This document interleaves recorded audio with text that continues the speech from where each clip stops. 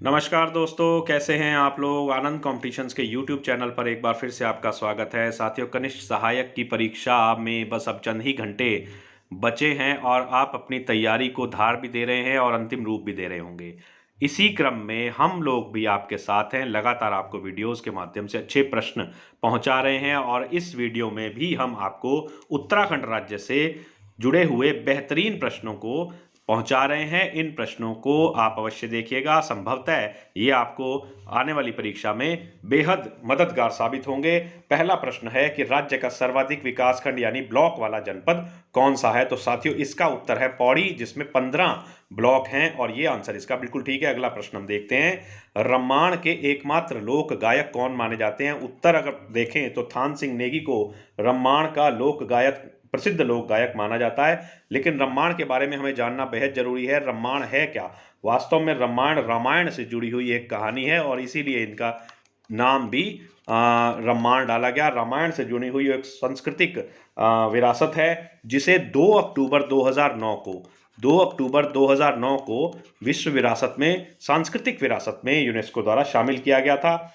और रामायण के बारे में एक प्रश्न और ध्यान रखिएगा कि रामायण को प्रसिद्धि दिलाने का श्रेय किसको जाता है। कुशल सिंह भंडारी को जाता है। तो ध्यान रखना है, ये भी कहीं ये प्रश्न आए तो आप ध्यान रखिएगा, कुशल सिंह भंडारी। तो बढ़िया क्वेश्चन है, उत्तराखंड की संस्कृति से जुड़ा हुआ प्रश्न है, संभावना रहेगी आने की। अगला प्रश्न, लेक ऑफ स्नो किसे कहते हैं। साथियों, लेक ऑफ स्नो 4 ताल दे रखे हैं, इनमें से हेमकुंड साहब के ताल को, हेमकुंड ताल को जो है वो लेक ऑफ स्नो कहा जाता है। ये चमोली जनपद में है और यहाँ पर सिखों का एक पवित्र गुरुद्वारा हेमकुंड साहब भी है। अगला प्रश्न देखते हैं, उत्तराखंड में दास्ता का अंत करने वाला कमिश्नर कौन था। साथियों, जॉर्ज गोवन, सेकंड ऑप्शन जो है बिल्कुल ठीक है। जॉर्ज गोवन ने 1936 में दास्ता का अंत किया था। तो ये प्रश्न बिल्कुल सही है और इसको आप बड़े ध्यान से करिएगा। 1837 में ऐसा माना जाता है कि इन्होंने ही 1837 में अल्मोड़ा में क्या किया था, अल्मोड़ा में थाने की स्थापना की थी। तो ये भी अच्छा तथ्य इसके साथ जुड़ रहा है, ध्यान रखिएगा। टैगोर टोप कहाँ है। साथियों, रविन्द्रनाथ टैगोर के नाम पर टैगोर टोप पड़ा हुआ है और रविन्द्रनाथ टैगोर का आगमन नैनीताल जिले में प्रायः होता रहा है।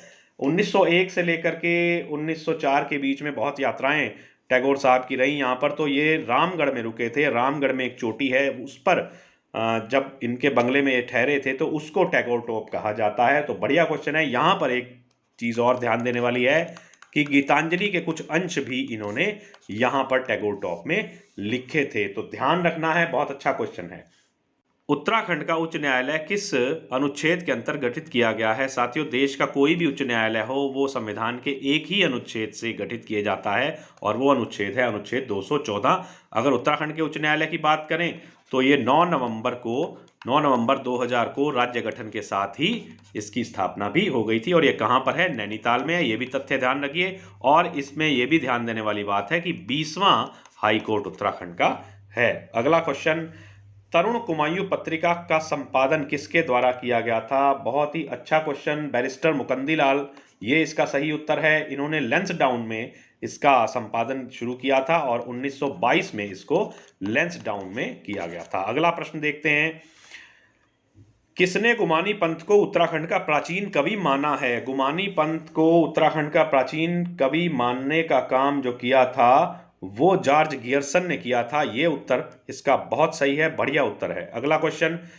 राज्य की किस नदी का बेसिन सर्वाधिक है। साथियों, राज्य की काली नदी जो है वो सबसे बड़ा बेसिन रखती है और इस बेसिन का जो एरिया है वो 11,467 किलोमीटर है। और इसकी अगर लंबाई की बात करें काली की, तो राज्य में इसकी लंबाई 252 किलोमीटर है। तो ये भी ध्यान रखना है। अगला प्रश्न, कौन सी खरीफ की फसल है। बढ़िया क्वेश्चन है। उत्तराखंड में खरीफ की फसलों को लेकर के भी प्रश्न आए हैं। तो इन ऑप्शंस में कौनी ऑप्शन पर हम जाएंगे। लेकिन अगर हम देखें कि उत्तराखंड में कौन कौन सी फसलें खरीफ में बोई जाती हैं, तो सबसे प्रसिद्ध फसल चावल है जो कि उत्तराखंड में बोई जाती है बड़े क्षेत्रफल पर। मडुआ है, झिंगोरा है, चौलाई, राजमा, तिल, बाजरा, उड़द, कोंदो, ये सारी फसलें जो हैं उत्तराखंड की खरीफ फसलें हैं। अब खरीफ फसलें होती क्या हैं। खरीफ फसलें वो होती हैं जो मई जून में बोई जाती हैं और इनको काटने का समय जो होता है सितंबर से लेकर के अक्टूबर के मध्य होता है।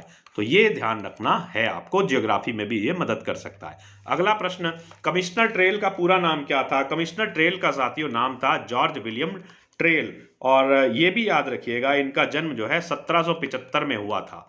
1775 में इनका जन्म फ्रांस में हुआ था। तो ये भी ध्यान रखना है। अगला क्वेश्चन देखते हैं, उत्तराखंड क्रांति दल का गठन कब हुआ था? उत्तराखंड क्रांति दल जो है, इसने बहुत संघर्ष किया उत्तराखंड राज्य के गठन को लेकर के। 1979 में मसूरी में इसकी स्थापना हुई थी। अगला क्वेश्चन, प्रद्युम्न शाह किस युद्ध में गोरखा के विरुद्ध लड़ते हुए शहीद हो गए थे? साथियों 1804 का समय था और ये खुड़बुड़ा देहरादून के पास एक स्थान है, वहां पर इस युद्ध में ये गोरखों के साथ लड़ते हुए प्रद्युम्न शाह शहीद हो गए थे। अगला क्वेश्चन देखते हैं, उत्तराखंड में वाइल्ड लाइफ इंस्टीट्यूट कहां पर है? वाइल्ड लाइफ इंस्टीट्यूट कहां है? ये क्वेश्चन भी बहुत अच्छा है। देहरादून में वाइल्ड लाइफ इंस्टीट्यूट है और इसकी स्थापना हुई थी 1982 में। नेक्स्ट क्वेश्चन, लोक संस्कृति संग्रहालय कहाँ है? लोक संस्कृति संग्रहालय साथियों खुटानी भीमताल में है, भीमताल में है। और ये किसके द्वारा स्थापित किया गया था? प्रोफेसर यशोधर मठपाल द्वारा इसको स्थापित किया गया था। तो ये भी प्रश्न बढ़िया है। और ये कब स्थापित हुआ था? 1983 में। ये भी अच्छा तथ्य है। और ये क्या कार्य करता है? लोक संस्कृति को संरक्षण प्रदान करने का कार्य लोक संस्कृति संग्रहालय करता है।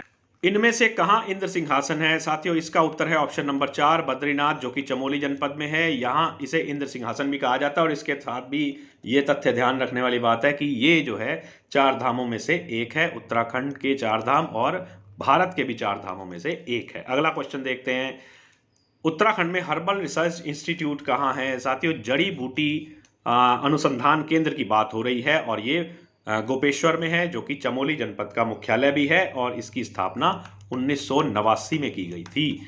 अगला क्वेश्चन देखते हैं, पिथौरागढ़ नगर की स्थापना किसने की थी? साथियों ये प्रश्न थोड़ा सा ऐसा है जिसमें हम किसी भी तथ्य पर जाना हमारे लिए संभव नहीं हो पाता। और इसमें थोड़ा सा इन ऑप्शंस को देखते हैं तो राजा पिथौरा शाही जो कि मान्यता के हिसाब से है। लेकिन अगर हम बात करें कि एटकिंसन, इतिहासकारों की बात करें तो एटकिंसन ने इसे क्या कहा है? चंद राजवंश का एक सामंत था जिनके द्वारा इसकी स्थापना मानी गई है, एटकिंसन ने। और ये कौन थे? पीरू गुसाई।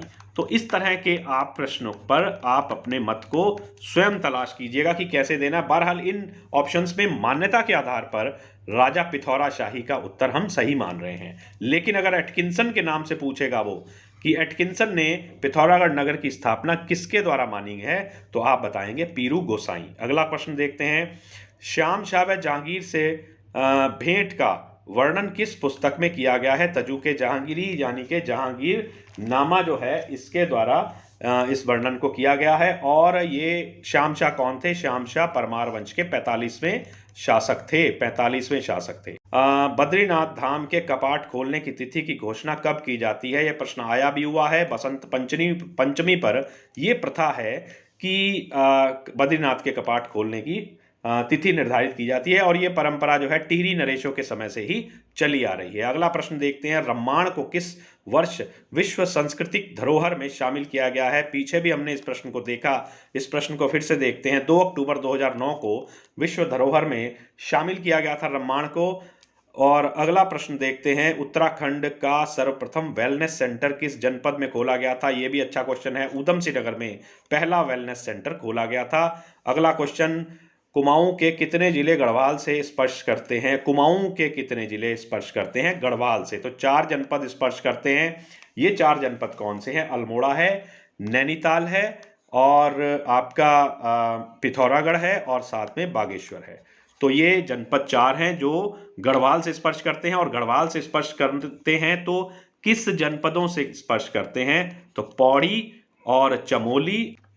अगला क्वेश्चन, सरला बहन का वास्तविक नाम क्या था? सरला बहन का वास्तविक नाम कैथरीन हाइला मैन था। साथियों सरला बहन लंदन में जन्मी थी 1901 में और भारत में जब वो आई थी तो ये प्रश्न भी ध्यान रखिएगा कि 1932 में वो भारत में आ गई थी और यहीं पर बस गई थी। महात्मा गांधी से संपर्क करके वो असहयोग आंदोलन में भी उन्होंने और बहुत सारे आंदोलनों में काम किया। उत्तराखंड की सबसे पुरानी चीनी मिल कहाँ स्थापित हुई थी? ये प्रश्न थोड़ा सा हट रुक करके इसको समझिएगा, क्योंकि 1933 नियर ऑप्शन दिखाई दे रहा है। ये 1933 में कहाँ स्थापित हुई थी? डोईवाला में स्थापित हुई थी।